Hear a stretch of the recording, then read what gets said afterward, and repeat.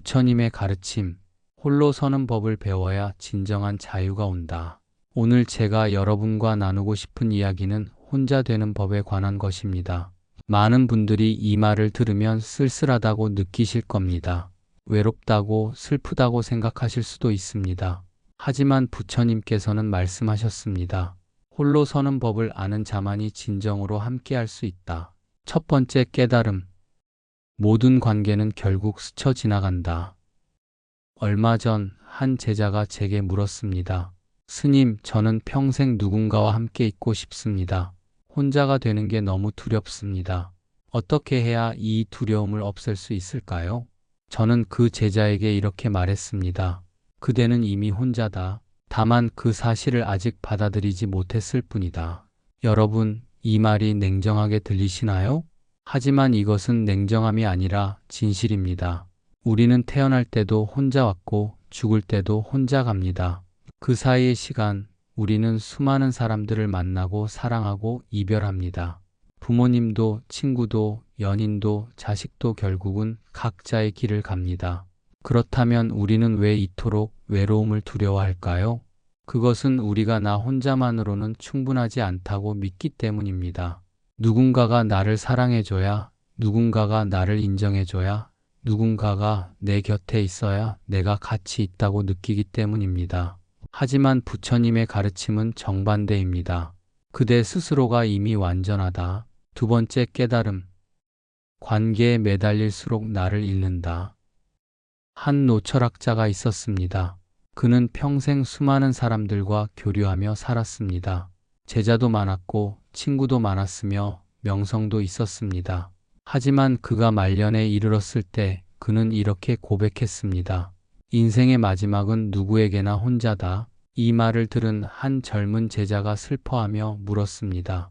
그렇다면 스승님, 우리가 평생 사람들과 관계 맺으며 산 이유는 무엇입니까? 노철학자는 잠시 침묵하다가 말했습니다. 관계는 중요하지 않다고 말하는 것이 아니다. 다만 관계에 매달리느라 나를 잃어서는 안 된다는 것이다. 여러분, 이 말의 의미를 깊이 생각해 보셨습니까? 우리는 종종 관계를 유지하기 위해 자신을 희생합니다. 상대가 좋아하는 사람이 되기 위해 나의 진심을 숨깁니다. 미움받지 않기 위해 내가 원하지 않는 일도 합니다. 버림받을까 두려워 상처를 받아도 참습니다. 그렇게 살다 보면 어느 순간 이런 질문이 떠오릅니다. 나는 지금 누구를 위해 살고 있는가? 부처님께서는 이렇게 말씀하셨습니다. 자신을 등불로 삼고 자신을 의지처로 삼아라. 다른 것을 의지처로 삼지 말라. 이것이 바로 자등명, 법등명의 가르침입니다. 누군가에게 기대어 사는 삶은 결국 그 사람이 떠날 때 무너집니다. 하지만 자기 자신을 중심으로 사는 사람은 누가 떠나도 흔들리지 않습니다. 왜냐하면 그는 이미 자신 안에서 완전함을 발견했기 때문입니다. 세 번째 깨달음. 인연은 흘러가도록 두는 것도 용기다. 저는 절에서 많은 신도분들을 만납니다. 그 중에는 이별의 아픔으로 괴로워하시는 분들이 많습니다. 스님, 저 사람이 없으면 저는 살 수 없어요. 스님, 헤어진 지 몇 년이 지났는데도 아직도 그 사람이 생각나요. 스님, 왜 사람들은 제 곁을 떠나는 걸까요? 그럴 때마다 저는 이렇게 말씀드립니다. 강물을 붙잡을 수 있습니까? 바람을 묶어둘 수 있습니까? 인연도 마찬가지입니다. 부처님의 가르침 중에 재행무상이라는 말이 있습니다. 모든 것은 변한다는 뜻입니다. 계절이 바뀌듯, 날씨가 변하듯 사람의 마음도 변하고 관계도 변합니다. 어제의 친구가 오늘의 적이 되기도 하고 오늘의 연인이 내일의 남이 되기도 합니다. 이것은 슬픈 일이 아닙니다. 이것은 자연의 섭리입니다. 떠나가는 인연을 붙잡으려 할수록 더 큰 고통이 찾아옵니다. 하지만 인연을 흘러가도록 놓아줄 때 비로소 평화가 찾아옵니다. 한 스님이 이런 말을 하셨습니다. 손을 펴라. 그래야 새로운 것을 받을 수 있다. 주먹을 꽉 쥐고 있으면 아무것도 담을 수 없습니다. 마찬가지로 지나간 인연을 붙잡고 있으면 새로운 인연을 만날 수 없습니다. 인연을 놓아주는 것은 포기가 아닙니다. 그것은 삶의 흐름을 존중하는 지혜입니다. 네 번째 깨달음. 지금 이 순간 나는 어떻게 살고 있는가? 많은 분들이 이렇게 말씀하십니다. 스님, 저는 언젠가 행복해질 거예요. 좋은 사람을 만나면, 돈을 많이 벌면, 건강해지면. 하지만 부처님께서는 이렇게 말씀하셨습니다.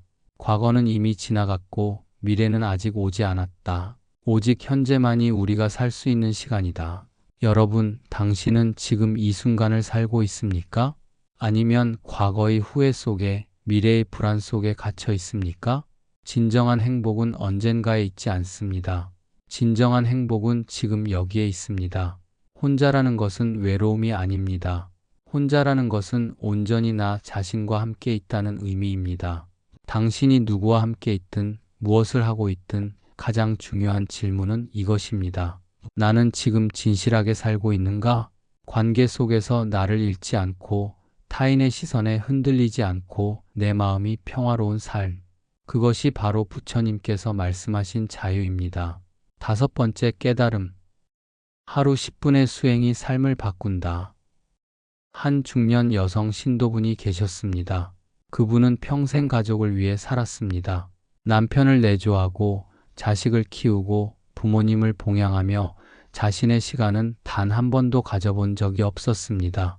그런데 자식들이 독립하고 남편도 바쁘게 일하며 어느 날 그분은 텅 빈 집에 혼자 앉아 있게 되었습니다. 그때 느낀 것은 행복이 아니라 깊은 공허함이었습니다. 나는 대체 누구인가? 나는 무엇을 좋아하는가? 나는 무엇을 위해 살아왔는가? 그분은 제게 찾아와 눈물을 흘리며 물었습니다. 스님, 저는 이제 무엇을 하며 살아야 합니까? 저는 그분에게 이렇게 말씀드렸습니다. 부처님께서는 8만 4천 법문을 설하셨지만 그 가르침의 핵심은 단 하나입니다. 매일 꾸준히 정진하는 것입니다. 그리고 저는 그분에게 작은 과제를 드렸습니다. 매일 단 10분만 자신을 위한 시간을 가지십시오. 경전을 읽어도 좋고 명상을 해도 좋고 차를 마시며 고요히 앉아 있어도 좋습니다. 무엇을 하든 그 10분만큼은 온전히 자신과 함께 있으십시오. 처음에 그분은 의아해 하셨습니다. 겨우 10분으로 무엇이 달라지겠습니까? 하지만 그분은 제 말을 따라 매일 아침 10분씩 동네를 산책하기 시작했습니다. 운동화를 신고 집 근처 공원을 천천히 걸으며 나무를 보고 새소리를 듣고 바람을 느꼈습니다. 3개월 후 그분은 완전히 다른 표정으로 절에 오셨습니다. 스님, 제가 이렇게 행복할 수 있는 줄 몰랐습니다. 이제는 아침에 눈을 뜨는 것이 기대됩니다. 오늘은 어떤 꽃이 피었을까? 어떤 사람들을 만날까 생각하면 가슴이 설렙니다. 산책하다 인사하게 된 이웃들도 생겼고 혼자 있어도 외롭지 않습니다. 여러분, 이것이 바로 취미의 힘입니다. 취미는 단순한 놀이가 아닙니다. 취미는 나를 다시 세우는 의식입니다. 부처님께서도 매일 새벽 명상을 하셨고 탁발을 하셨고 경행을 하셨습니다. 이것은 단순한 일과가 아니라 자신을 일깨우고 삶의 의미를 부여하는 신성한 루틴이었습니다. 우리도 마찬가지입니다. 나이가 들수록 삶은 반복됩니다. 똑같은 하루, 똑같은 걱정, 똑같은 외로움. 하지만 그 안에 단 10분의 새로운 시간을 만들면 모든 것이 달라집니다. 그것이 산책이든 스트레칭이든 일기 쓰기든 요리든 상관없습니다. 중요한 것은 그 시간만큼은 오롯이 나를 위한 시간이라는 것입니다. 부처님께서는 말씀하셨습니다. 천리 길도 한 걸음부터. 작은 10분이 모여 한 달이 되고 1년이 되고 평생이 됩니다. 그 작은 시간이 쌓여 당신의 인생을 완전히 새롭게 만들 수 있습니다. 여섯 번째 깨달음. 좋은 사람이 아니라 진짜 나로 살아라. 한 젊은 여성이 제게 찾아왔습니다. 그분은 눈물을 흘리며 이렇게 말했습니다. 스님, 저는 평생 착한 사람이 되려고 노력했습니다. 부모님 말씀 잘 듣고 회사에서 인정받고 친구들에게 좋은 사람으로 보이려고 애썼습니다. 그런데 왜 이렇게 힘들까요? 왜 저는 행복하지 않을까요? 저는 그분에게 물었습니다. 그렇다면 당신은 진짜 무엇을 좋아합니까?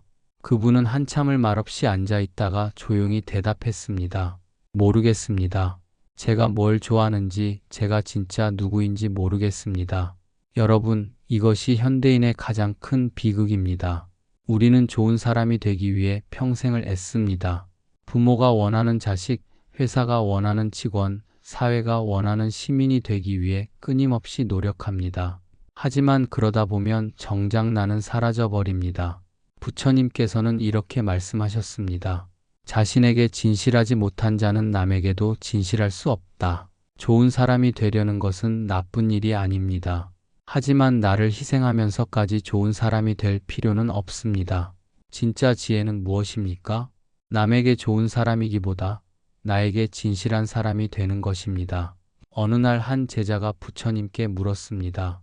부처님, 어떻게 하면 모든 사람에게 사랑받을 수 있습니까? 부처님은 웃으며 대답하셨습니다.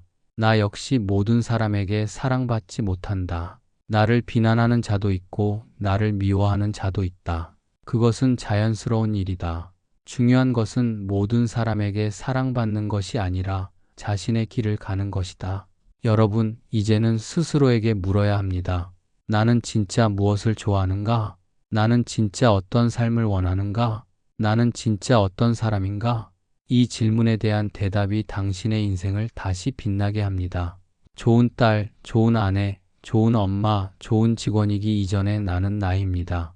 그 사실을 잊지 마십시오. 7번째 깨달음. 삶을 통과한 사람들의 공통된 고백. 저는 오랜 세월 많은 임종자들을 곁에서 지켜봤습니다. 그분들은 생의 마지막 순간 어떤 이야기를 하셨을까요? 돈을 더 많이 벌걸, 더 높은 자리에 올라갈걸, 더 좋은 집에서 살걸, 이런 말을 하신 분은 단 한 분도 없었습니다. 대신 그분들이 하신 말씀은 이것이었습니다. 더 용기 있게 살걸, 하고 싶었던 일을 해볼걸, 진짜 내 마음을 따라 살걸. 수백 명의 인생 경험자들이 남긴 공통된 한마디가 있습니다. 후회는 해보지 않은 일에서 시작된다. 부처님께서도 말씀하셨습니다. 과거를 쫓지 말고 미래를 바라지 말라. 과거는 이미 버려진 것이고 미래는 아직 오지 않았다. 우리가 후회하는 것은 대부분 하지 않은 것입니다. 고백하지 못한 사랑, 떠나지 못한 여행, 배우지 못한 것들, 시도하지 못한 도전. 실패는 아픕니다. 하지만 시간이 지나면 치유됩니다. 그러나 시도조차 하지 않은 것은 평생의 미련으로 남습니다. 어느 노스님이 말씀하셨습니다. 가진 게 많았던 사람보다 시도했던 사람이 마지막까지 평안했다. 명예가 많았던 사람, 돈이 많았던 사람, 권력이 있었던 사람들이 임종의 순간 평화로웠던 것이 아닙니다. 자신이 원하는 삶을 살았던 사람, 두려움에도 불구하고 도전했던 사람, 진심을 따라 살았던 사람들이 후회 없이 눈을 감았습니다. 결국 행복은 완벽함에서 오는 것이 아닙니다. 행복은 용기에서 옵니다.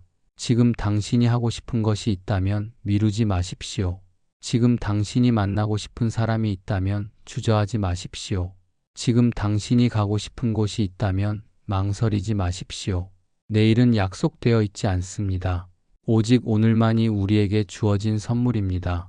8번째 깨달음. 인생의 속도를 늦출 때 비로소 보인다. 어느 부부가 계셨습니다. 두 분 모두 바쁘게 살았습니다.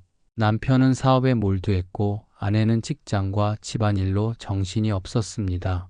아침에 일어나면 전쟁이었습니다. 출근 준비, 식사 준비, 아이들 학교 보내기. 저녁에 돌아오면 또 전쟁이었습니다. 저녁 준비, 설거지, 청소, 빨래. 그렇게 20년을 살았습니다. 그러던 어느 날 남편이 쓰러졌습니다. 과로로 인한 심장 질환이었습니다. 다행히 생명에는 지장이 없었지만 의사는 말했습니다. 이제 속도를 늦추셔야 합니다. 지금처럼 살면 안 됩니다. 그 사건 이후 두 분의 삶이 완전히 바뀌었습니다. 남편은 일을 줄였고 아내도 직장을 그만두었습니다. 수입은 줄었지만 시간은 늘어났습니다. 그제야 두 분은 함께 아침을 먹었습니다. 천천히 차를 마시며 대화를 나눴습니다. 저녁에는 함께 산책을 했습니다. 그리고 깨달았습니다. 20년을 함께 살았지만 서로의 얼굴을 제대로 본 적이 없었다는 것을, 20년을 같은 집에 살았지만 진짜 대화를 나눈 적이 없었다는 것을. 그분들은 제게 이렇게 말씀하셨습니다. 스님, 병이 오히려 축복이었습니다. 그 일이 없었다면 우리는 지금도 정신없이 살았을 겁니다. 정작 중요한 것은 보지 못한 채로 부처님께서는 말씀하셨습니다. 급하게 가는 자는 목적지를 보지 못한다. 우리는 너무 빨리 삽니다. 빨리 먹고, 빨리 걷고, 빨리 일하고, 빨리 늙습니다. 그러다 보면 정작 중요한 것을 놓칩니다. 아침 햇살, 가족의 미소, 친구의 안부, 자신의 건강, 마음의 평화. 단순하게 산다는 것은 게으름이 아닙니다. 단순하게 산다는 것은 진짜 중요한 것만 남기는 선택입니다. 많은 것을 가지려 하지 마십시오. 빠르게 가려 하지 마십시오. 높은 곳에 오르려 하지 마십시오. 대신 천천히 지금 이 순간을 온전히 느끼며 살아가십시오. 그때 비로소 보입니다. 내 곁에 있는 사람들이, 내 주변의 소중한 것들이, 내 안의 평화가. 속도를 늦추는 것은 인생을 포기하는 것이 아닙니다. 속도를 늦추는 것은 진짜 인생을 시작하는 것입니다. 9번째 깨달음. 가슴이 시키는 대로 살아라. 한 중년 남성이 제게 찾아왔습니다. 그는 대기업 임원이었습니다. 누가 봐도 성공한 인생이었습니다. 하지만 그는 이렇게 말했습니다. 스님, 저는 성공했지만 행복하지 않습니다. 좋은 차를 타고 좋은 집에 살고 사람들에게 인정받지만 아침에 일어나는 것이 고통입니다. 저는 그에게 물었습니다. 당신은 진짜 무엇을 하고 싶습니까? 그는 한참을 망설이다 조용히 대답했습니다. 저는 산에서 살고 싶습니다. 작은 집을 짓고 텃밭을 가꾸고 자연과 함께 살고 싶습니다. 어릴 적부터 꿈꿔왔습니다. 그럼 왜 하지 않습니까? 주변에서 뭐라고 할까봐, 실패할까봐, 후회할까봐 두렵습니다. 저는 그에게 이렇게 말했습니다. 지금 하지 않으면 그것이야말로 평생의 후회가 될 것입니다. 1년 후 그는 모든 것을 정리하고 강원도 산속으로 들어갔습니다. 주변 사람들은 미쳤다고 했습니다. 가족들도 반대했습니다. 하지만 그는 자신의 가슴이 시키는 대로 했습니다. 2년 후 그가 다시 절에 왔을 때 그의 얼굴은 완전히 달라져 있었습니다. 스님, 제 인생에서 이렇게 행복한 적이 없었습니다. 아침에 눈을 뜨면 새소리가 들리고 텃밭에서 키운 채소로 밥을 먹고 해가 지면 잠이 듭니다. 이것이 제가 평생 찾던 삶이었습니다. 부처님께서는 말씀하셨습니다. 자신의 마음을 따르라. 그것이 진리로 가는 길이다. 가슴의 소리를 외면한 채 타인의 기대 속에 살면 결국 공허만 남습니다. 돈이 많아도, 명예가 있어도, 권력이 있어도 내 마음이 원하지 않는 삶은 감옥과 같습니다. 반대로 가난해도, 평범해도, 초라해 보여도 내 마음이 원하는 삶은 천국과 같습니다. 자신의 마음이 향하는 곳으로 나아갈 때 비로소 인생이 자기 목소리를 갖습니다. 가슴이 두근대는 일, 생각만 해도 설레는 일, 하고 싶어서 견딜 수 없는 일. 그것이 바로 당신의 길입니다. 두려워하지 마십시오. 주저하지 마십시오. 당신의 가슴이 이미 답을 알고 있습니다.